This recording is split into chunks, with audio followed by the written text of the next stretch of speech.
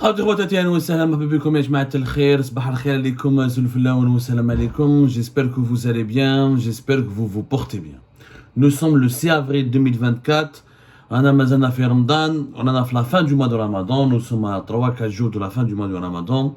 Et une affaire inédite vient de se produire en Algérie. Comme l'Algérie, c'est pire que Netflix, c'est pire que Amazon Prime. Franchement, c'est pire que Bollywood et Hollywood réunis. Une affaire extrêmement inédite et extrêmement grave.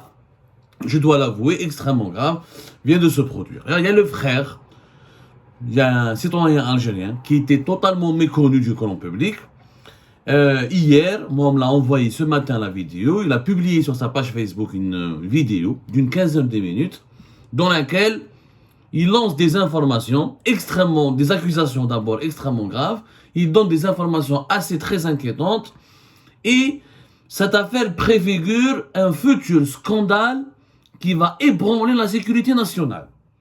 Je lance un avertissement. Il faut que les autorités suprêmes de l'État, la présidence de la République, le ministère de la Défense nationale interviennent dans l'extrême urgence pour d'abord démêler le vrai et du faux de cette affaire, pour faire preuve de transparence et de rigueur, et pour rétablir la vérité, et pour rétablir le droit de celles et ceux qui sont directement impliqués dans cette affaire et qui se disent victimes d'un acharnement, d'actes de torture, ou là de mauvais traitements, ou la victime d'une machination judiciaire, parce qu'il ne s'agit pas de n'importe qui.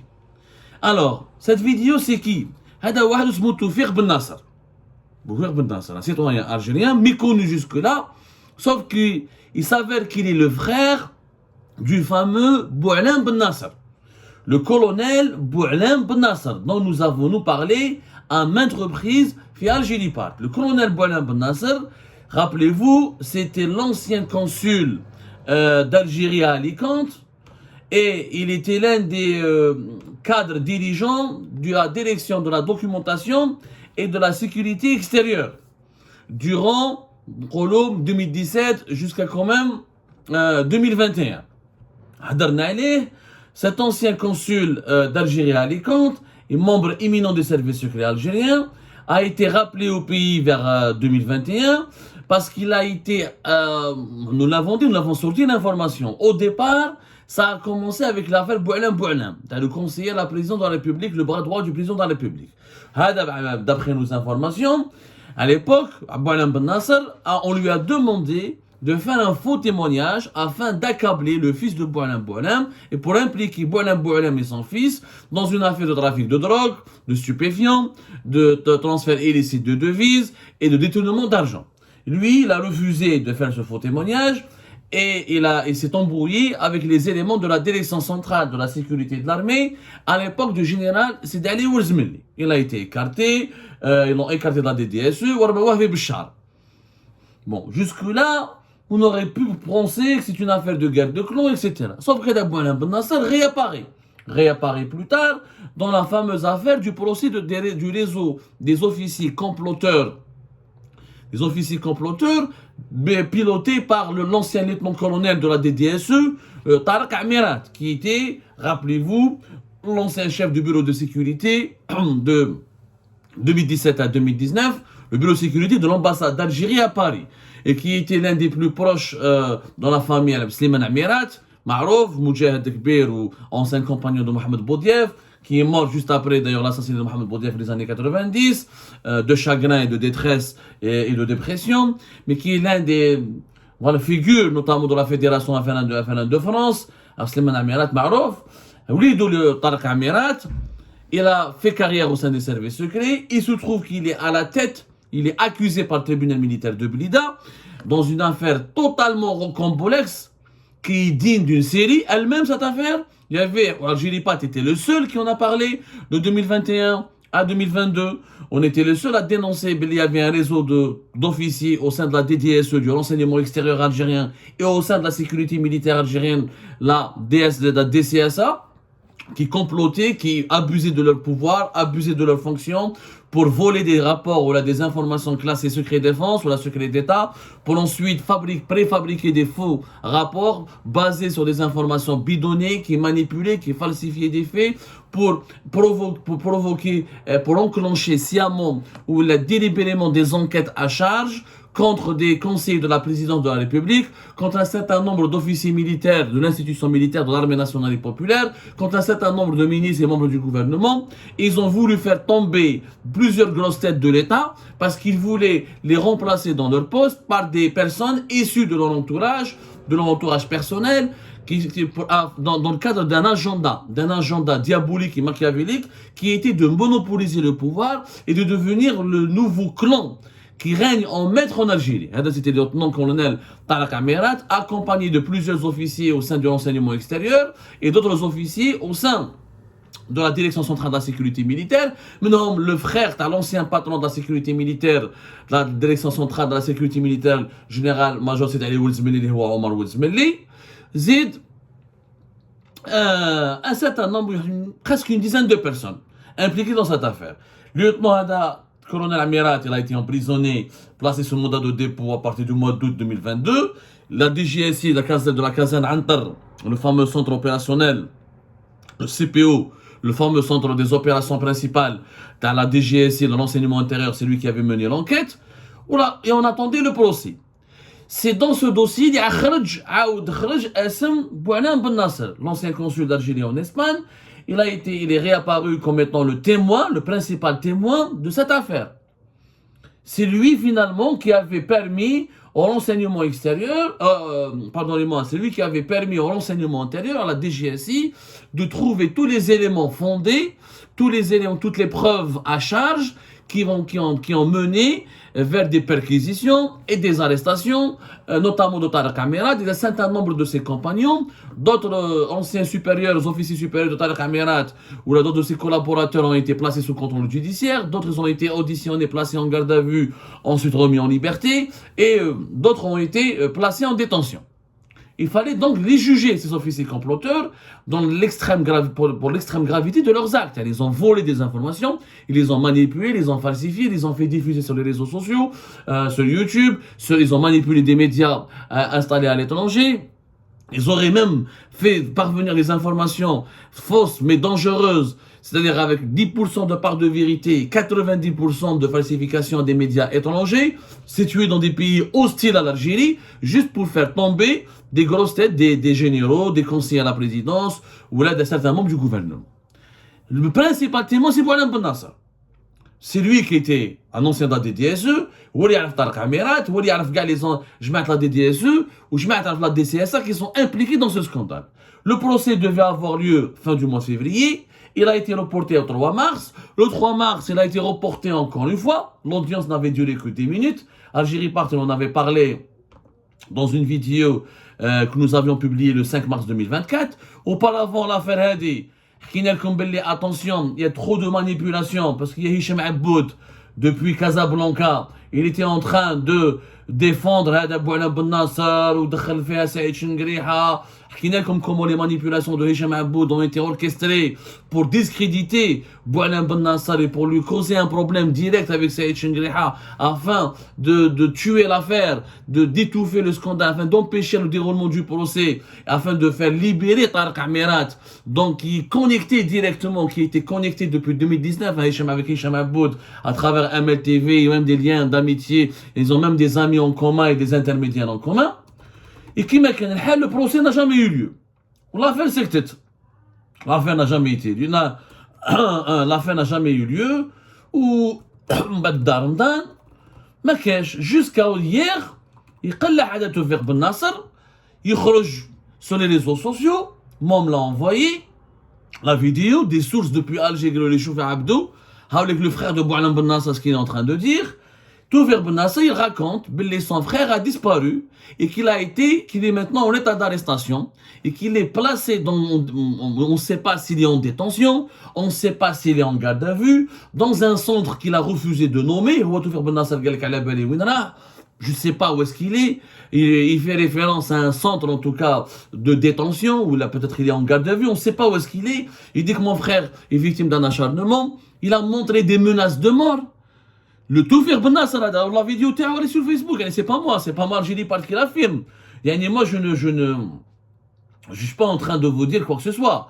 L'affaire, encore une fois, c'est son propre frère qui le dit sur les réseaux sociaux. Il a montré un message où en arabe, ils l'ont menacé de mort, ils ont pris en photo leur maison familiale parce que Boualem Ben Nasser, il a un certain nombre de frères.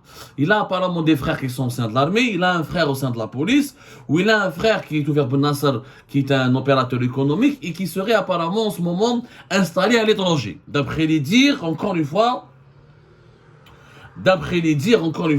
de l'intéresser lui-même dans une vidéo d'une quinzaine de minutes sur les réseaux sociaux.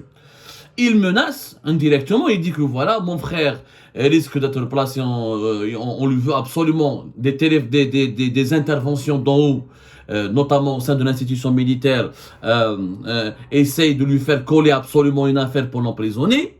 Et c'est tout faire Ben Nasser, il parle d'un complot contre la présidence et contre la sécurité nationale. Quand la vidéo qu'il y a un complot contre la présidence, il a demandé à Abdelmajid Tebboune d'intervenir, il le dit lui dans sa vidéo, ce que mon frère sait, le complot auquel mon frère a assisté, moi, j'ai assisté aussi à ce complot et j'ai toutes les informations et je ne parlerai pas avec le ministère de la Défense nationale ni avec l'armée, les militaires, je ne leur fais pas confiance. Donc il a mis en accusation Saïd Chengriha, il a dit clairement il y a un problème au sein du ministère de la Défense nationale, clairement il y a un problème au sein de l'institution militaire. Il dit que je suis prêt à parler avec la présidence pour lui communiquer toutes les informations sur ce complot qui vise le président et son entourage et la sécurité nationale. Où il a donné des détails. Son frère actuellement il est dans un endroit enfermé mais il fume, donc c'est-à-dire qu'il a des sources assez bien précises. C'est-à-dire c'est vraiment rocambolesque, c'est extraordinaire que un ancien consul en Espagne l'Algérie.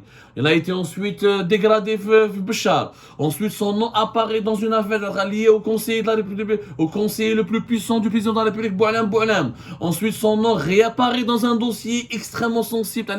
T'as les officiers comploteurs qui ont voulu déstabiliser de l'intérieur l'État pour placer leurs hommes, pour accumuler un pouvoir malsain, exercer un pouvoir immense et exercer à travers lui une influence malsaine sur les institutions de l'État. Et là, son propre frère parle sur les réseaux sociaux, sur Facebook, depuis l'étranger, pour dire que mon frère est en danger, qu'on veut lui coller une affaire, qu'on veut le faire taire, que le procès n'a jamais eu lieu, qu'en tant que témoin, on a tout fait pour exercer des pressions sur lui pour qu'il ne témoigne pas. Il a même mis en cause Hicham Aboud, comme nous l'avons fait. Hicham Aboud n'est pas notre porte-parole, qui lui a donné des informations sur le procès. Et visiblement, on a instrumentalisé Hicham Aboud pour saboter le procès, une mission qui a été réussie. Voilà. Parce que le procès du lieutenant-colonel Tarek Amirat et des autres officiers comploteurs n'a pas pu avoir lieu. Et maintenant, c'est le témoin, qui était témoin de partie civile, qui était témoin à charge dans un gros scandale, qui devient lui-même soupçonné et potentiellement inculpé dans un autre scandale. Lequel? Mala Benesh. Est-ce qu'on veut nous faire croire que Hicham Aboud et Ben Nasser ils sont liés et que c'est lui qui lui donnait des informations, ou là c'est MRDZ ou Ben Nasser sont liés? On n'en sait rien. Pour le moment, Ben Nasser n'a pas voulu donner des détails. On va essayer d'enquêter sur cette affaire, mais ce qui est grave, c'est que Ben Nasser a parlé d'un certain dossier sensible. Mais est-ce que vous savez qui sont les Ben Nasser? C'est ça ce qui est grave. Les Ben Nasser ne sont pas n'importe qui. Boualem Ben Nasser, ou la Toufir Ben Nasser, ils sont les enfants de qui? D'un fameux général très connu. Le général, c'était un colonel, il général, si je ne me trompe pas, c'est l'Arbi Ben Nasser. L'Arbi Ben Nasser, c'est quand même pas n'importe quoi. Enfin, il était général. L'Arbi Ben Nasser. L'Arbi Ben Nasser, qui était l'ancien directeur général de la justice militaire et qui est mort au début des années 2000. C'est quand même, quand je vous dis qu'il hakam la justice militaire, c'est-à-dire que tous les dossiers de la décennie noire, toutes les enquêtes les plus importantes de la décennie noire, M. Ben Nasser, il est décédé en 2005. lors d'un tragique accident qui avait suscité à l'époque pas mal d'interrogations et d'une controverse. Et après son affaire a totalement disparu, le général Arabi Ben Nasser, plus personne n'en a parlé, jusqu'à ce que son fils Boualem Ben Nasser occupe les devants de la scène dans un scandale politico-sécuritaire dont personne ne veut nous expliquer les véritables enjeux. Il y a quelques semaines de cela, où Gaël Bellinon, sa mort, elle est totalement étrange, au fait louche, au fait malabalish, elle est complètement étrange. ما فهمناش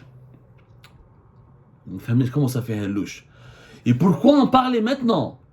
Et pourquoi la famille Ben Nasser, d'après El Atoufer, le frère, subit un acharnement? S'il y a un problème avec Boualem Ben Nasser, la justice militaire doit enquêter avec lui, la DCSA, les services secrets doivent enquêter avec lui. Pourquoi menacer sa famille? Où je te El Atoufer Ben Nasser dans cette affaire? Comment El Atoufer Ben Nasser peut savoir ce qui se passe avec son frère qui est enfermé, et pourquoi il est enfermé, et comment un civil peut être au courant des détails d'un scandale qui visiblement une affaire de complot contre la sécurité nationale et contre la présidence de la République. C'est extrêmement préoccupant. أنا قلت لكم باللي هذه الحكاية على les élections présidentielles en 2024 راح ما تجبرناش الخير. وهذو les élections anticipées, cette idée était porteuse d'une crise. On dit que le pays est en crise et que s'il n'était pas en crise, on n'aurait pas organisé une élection présidentielle anticipée. C'est qu'il n'y a pas un consensus au sein du pouvoir algérien sur le deuxième mandat. Et c'est qu'il y a des rapports de force qui vont se connaître une certaine reconfiguration violente. Cette affaire de Boualem Ben Nasser, elle en est l'illustration la plus éloquente. Là, nous avons le fils d'un ancien haut gradé extrêmement important au sein de l'armée, l'Arabi Ben Nasser, qui a quand même vécu toute la décennie noire et qui a connu de près des dossiers assez sensibles. Il est mort, depuis sa mort on n'en parle plus. 20 ans presque plus tard, son fantôme réapparaît et ses enfants commence à dénoncer une machination, un scandale, un acharnement et des mauvais traitements.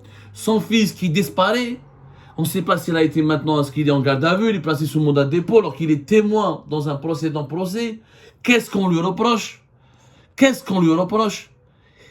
Quel est le fond de cette affaire, de ce scandale? Et Toufer Ben Nasser, dans sa vidéo, il parle d'informations scandaleuses qu'il ne va pas se taire, qu'il va dénoncer. Il a fait des allusions à des dossiers qu'il est prêt à communiquer et qui pourront toucher des personnalités militaires influentes. Où est-ce qu'on en est? يعني أنا نقولها لكم هذه l'affaire, c'est l'une des affaires les plus graves et les plus inquiétantes. Et je soupçonne, derrière cette affaire, on va subir, ou on va vivre prochainement, un scandale inédit qui pourrait malheureusement ébranler la stabilité de l'Algérie. Parce que quand la famille d'un ancien général extrêmement important qui a dirigé pendant un nombre d'années important, pendant un nombre d'années très important la justice militaire, s'il y a un déballage qui va se mettre en place, c'est que j'ai l'impression quand même que certains squelettes vont quitter le placard, vont sortir de leur placard. ربي يجيب الخير على الجيري ربي يجيب الخير بلادنا ولا راهي رايحه. Moi je l'ai dit, j'ai peur pour mon pays, j'ai peur pour mon Algérie. Si les autorités suprêmes de l'État n'interviennent pas pour mettre de l'ordre et d'arrêter ces acharnements, comme le disent les victimes, et ne fassent pas une preuve de transparence. Il y a un communiqué du ministère de la Défense nationale, Boualem Ben Nasser, qui apparaît dans plusieurs affaires au cours de 2 dernières années. C'est qui? On lui reproche quoi? Il a fait quoi? On n'est plus dans le secret défense, puisque son frère parle sur les réseaux sociaux, Hicham Aboud يهدر منا, on est obligé de faire des enquêtes et de lutter contre la désinformation et de protéger notre public, notre opinion publique nationale et l'intérêt général de notre pays contre les manipulations de la désinformation. À un moment donné, il faut absolument faire preuve de transparence. Et il faut absolument nous expliquer qu'est-ce qui se passe avec la famille Ben Nasser. Et pourquoi certains éléments troublants qui habitent à l'étranger parlent en leur nom. et pourquoi maintenant il a disparu et pourquoi son frère en est venu à menacer de divulguer, de déballer des dossiers. Nous allons mener l'enquête, mais dans la sérénité, parce qu'on roule pour aucun clan. Et on refuse toute récupération politique. Et on refuse d'être instrumentalisé par n'importe quel clan. Et nous refusons d'être instrumentalisés aussi pour déstabiliser notre pays. Ce que nous voulons, c'est la vérité des faits, éclairer l'opinion publique, apporter une information de qualité sans aucune manipulation. C'est une mission difficile qui nous attend, car des jours et des semaines difficiles visiblement attendent l'Algérie.